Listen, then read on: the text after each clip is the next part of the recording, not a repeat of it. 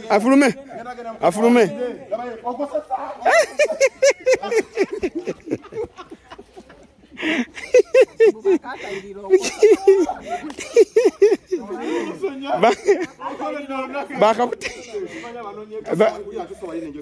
Bakakutayirira ku myaka egyo. Paka wenjogera amazima nti nsabira lubaga. Paka noyogera linnya ki? Gwe. Gwe baddo Ngano obusimu bwaki.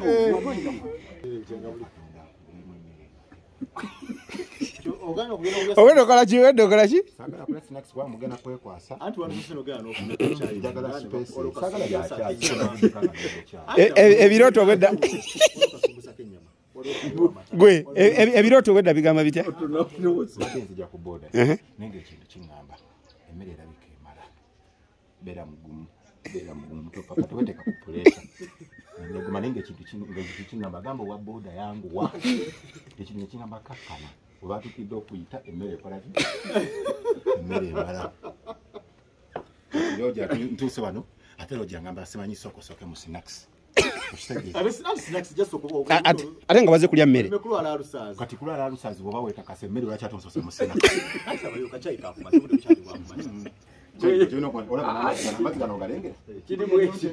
N'ekintu kingamba opapa ki? Muzenya tulya ne kubika. Tulya yemmere we. Wano kyaito okwetegeka. Omuntu ataddemu ako. Ate ngamba niweri. Essaawa zino bakubuuza kyoyinza okukolera wa security kyakukoze. Oyinza mukola kino baga kati oliwaddemu mukola kyonna kyoyagala. Nfuba nnyo nedaba nti amisinga emmere.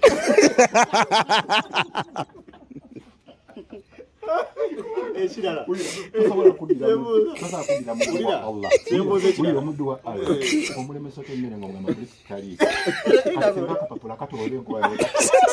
Kati ekirala katugambe otuse mu kiyo. Otusereeti n'osanze bagabudde emmere eweddemu. Oyinza kunenyanya. Ddamu ekibuuzo. Otusereeti osanze emmere abantu bagabudde emmere yaweddewo musigaddemu kale ebyo wano bagamba balagali ebyo nga tobyagala bbiri oyinza kunyigira abali ku gate nti bakeezeza kyabadde mu pulaani.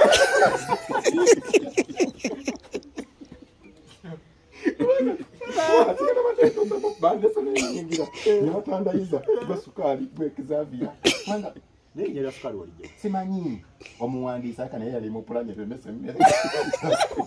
Kati bw'otuuse ku gate n'osoma Xavier ate sukaali erisooka. Nsanyuwa bwe nti amazzi gange.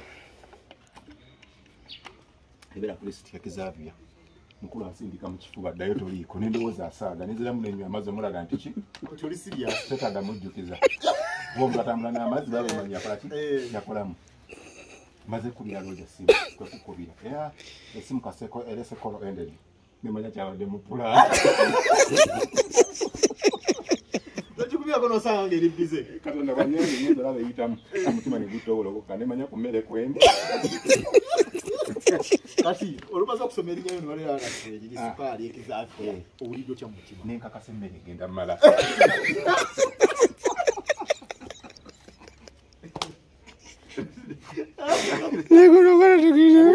Essaawa zino oza okuyingira gate bakukkiriza okuyingira otuuseemu emmere ozze osuubira emmere ngerakuba saa 8 ne tugira saa mwezi olw'eggulu oyinza kunenyaani ate sina gwe nenya reason being tulidde leeti naye era emaze ekikulu gwe ekiyumba kyakumala kulya n'owulira nga kyekikuleesi mikolo mingi ne batubanga kati ffe olaba baatupangisangako mutegeke emikolo kati nga olaba guno omukolo Aromatic etegese ne babapangisa mubeere nga mujja mumalawo emmere abantu bayinza okuba bayisa abantu 1,200 abantu ne bajja 1,500 kati ffe tulina kampani ekuyambako okulya gwokulira kampani oba wali mukozi wa kampani tulikruitinga oba ng'oli eyo ng'osobola okulya kaakati nga tuwunzika waayo akagambo kamu yabadde ndi live eryomutegese yakoze ekintu kino nzamuwa bubaka ki ye ani yategese ekisooka ani atusiibulula olunaku lwa Idi invitation nagifuna ndowooza wiiki ng'emu batugamba omukulu senkulu yes atwala olukiiko oluki olukulu Ahmed Lubowa asiimye buli kadeyideyi sigenda menya manya mukulu oli kadeyideyi musiru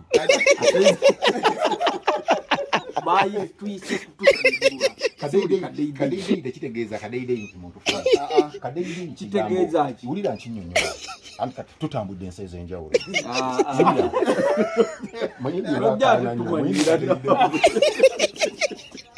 toyinza kukuyita bakadde seekanyumye mukanzu ya bukadde na bukadde ng'ogamba ndi kadeyideyi omanyi weziri kadeyideyi kitegeeza buli mugezi yenna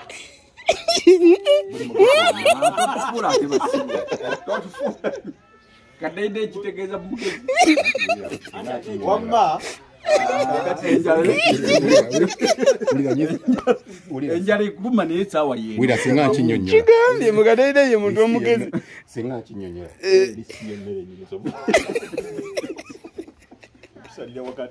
naye gwe wulira kyembadde ngamba so omukulu ng'atuyise ffenna si mukatuliki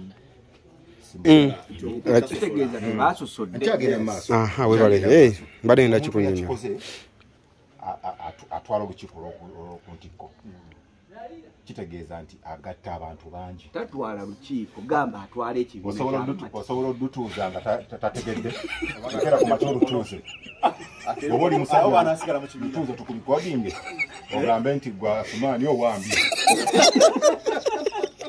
sinaba kulya oyagala oyagala ate kunzalira tutuuse musaamu zennyini ez'okulya ate oyakunzalira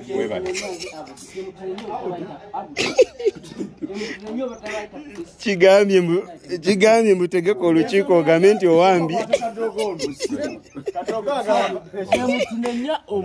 lindako katini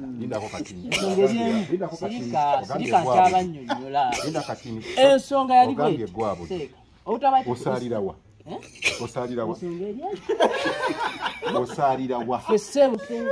nefa nebufumba yesu oba mariya ate gwabuddu ate amudu osalirawa ita security tufunye obuzibu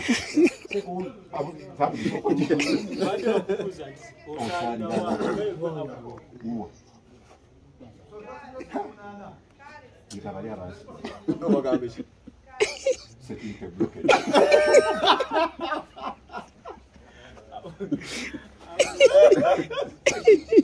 Isegera. Kale ndoza sawa ya kusala. Seko assalamu alaykum. Chagula kitu tasmai sukari. Gaki ya bintu mara. Tongati. Tongata mbitu nza kutuma sukari.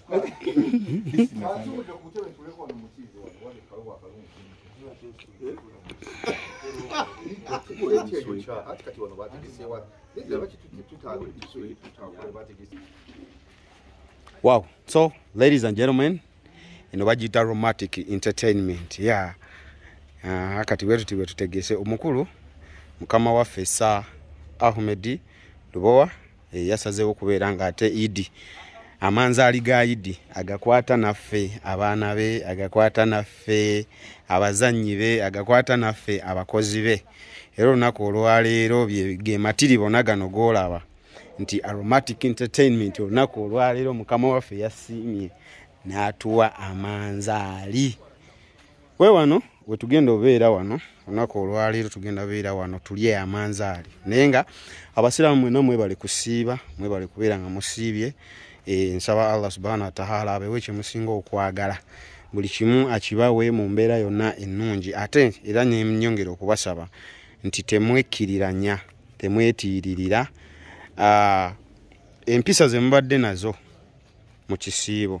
Nsaba zigende mu maaso paka bagiyita Aromatic Entertainment. Yes. Assalamu alaikum wa rahmatullahi wa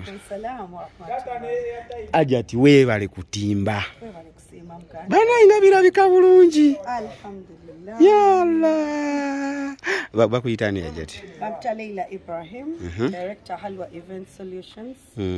Yeah, and got decoration services, Okay. catering. Okay. We do all kinds of events. Okay. You can contact us Yeah. on 0706 475067. Gisomene mu Luganda jati. 0 Hi, Uganda. 07 what?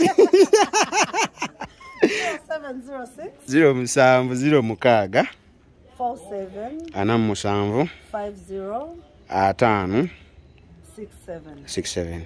We bali kujja notimbirako ku Aromatic Entertainment. Alhamdulillah. But them sadly for being invited by the Aromatic Entertainment. Emizanyo gyabwe giraba. One of the leading and best in Uganda. You understand that? You know that? I know. Kubawonya ajati. Alhamdulillah, the Tell best them. Tell and the them. #1 superstars. Tell them. What do you know about our CEO, Mr. Ahmed Lubowa? Alhamdulillah. He's a very generous person. Yeah. He has an outgoing personality. Yeah. He's so kind. Yeah. He's so welcoming. Yeah. And he's a every man's person. Thank you. He welcomes every category of people. Thank you. He welcomes all social classes. Thank you. All religions. Thank He you. does not discriminate. Yeah. Perfectly, he's an outgoing person. Thank you so much. So that means we are blessed to have him as our boss. Indeed, you are. Thank you so much. Alhamdulillah. Thank you so much. So do you do only these decorations, or you do other Actually, things? I'm also doing catering services. Oh, you have catering here. Yeah, you come and check out We go. spiced food. Hot what? Spiced food. So this is our home. This is our home, guys. Mukulu mukama waffe yatuyise tulye ekijjulo oba Manzaali gayidi katugendewo haja ati atulageko ko ku catering we gwalina atugambye spiced food. Atugambye spiced food. One of the Swahili best. Wow. Salad, Okay. coleslaw, Okay. and this is biryani. This is what? Biryani, chicken biryani. Chicken biryani. That is beef stew, Beef matoke, stew. pilau, Okay. and these are salads here. Salads and Okay. chili. So these are served when? After food or before food? During food. During food. Yeah, it's in the course of the food. Okay. How about this? What The is it? chilies. Chilies, eh? Yeah, those are different types of chilies. That is chutney. Chutney. Chutney. Yes. It is served when? As With sauce food. or as Chili. chili? Yeah. Even the Okay. snacks is Those are snacks. So, Samosas. so Ajati, you make all these? Yes, we do. Wow. Do you have something like a restaurant somewhere? Right there. Okay. Yeah, and those are cutlasses. Cutlasses. Wow. Yes. Wow, you guys just come and support this. Oh my God.